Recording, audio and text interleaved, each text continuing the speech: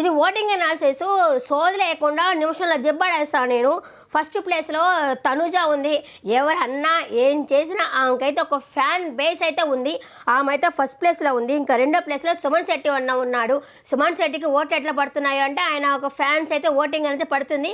వాళ్ళు డీసెంట్గా ఒక ఓటింగ్ అయితే వేసుకుంటూ ఉంటారు. ఆయన ఎవరన్నా తిట్టినా చేసినా మన సుమన్ అన్న చూడరా ఇలా ఉన్నాడని చెప్పి ఆయనకైతే డీసెంట్ ఫ్యాన్ బేస్ అయితే చాలా ఉంది.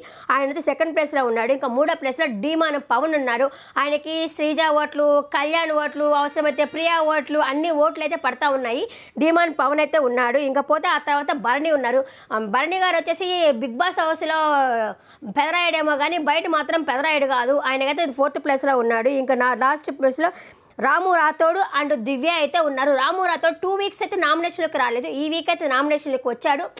ఆయన రాముది ఒకటి గమనించినట్టుకుంటే వీకెండ్లో నాగార్జున గారి దగ్గర తెలీదు, గుర్తులేదు, మర్చిపోయా అంటాడు. ఇక్కడ హౌస్లో ఉన్నప్పుడు మేము ఏమంటే పాయింట్ చెప్తాడు. వాళ్ళ డౌట్ ఏంటంటే నటిస్తున్నాడా, ఒరిజినాలిటీ అయినా, నిజంగా మర్చిపోతున్నాడా, లేకపోతే చిన్న పిల్లలాగా బిహేవ్ చేస్తున్నాడని వాళ్ళ డౌటు. ఇంకా లాస్ట్ ప్లేస్లో దివ్య ఉంది. ఆమె వైల్డ్ కార్డుగా వచ్చినప్పుడు తన ఆట తను ఆడుకోవాల్సింది పోయి భరణితో బాండ్ అయితే పెంచుకుంది.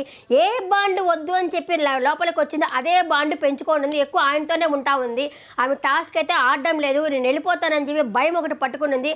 ముందుకెళ్ళాలా అన్న బాధ కంటే వెళ్ళిపోతానేమో అన్న బాధ అయితే ఎక్కువ అనిపిస్తూ ఉంది.